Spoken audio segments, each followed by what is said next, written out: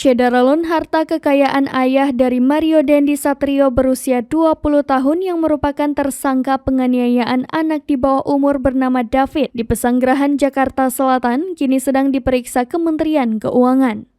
Ayah dari Mario Dendi Satrio bernama Rafael Aluntri Sambodo yang merupakan anak buah Menteri Keuangan Sri Mulyani yang bertugas sebagai Kepala Bagian Umum Kantor Wilayah Direktorat Jenderal Pajak Jakarta Selatan II.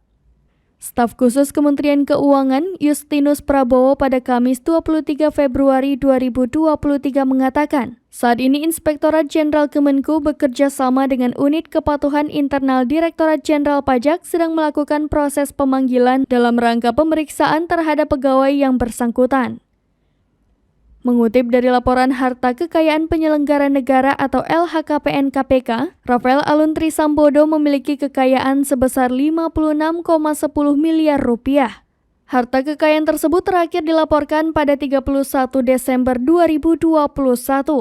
Ia memiliki harta tanah dan bangunan senilai 51,93 miliar rupiah, alat transportasi dan mesin sebesar 425 juta rupiah. Kemudian, harta bergerak lainnya senilai 420 juta rupiah, surat berharga mencapai 1,22 miliar rupiah, kas dan setara kas sebesar 1,34 miliar rupiah, dan harta lainnya mencapai 419 juta rupiah.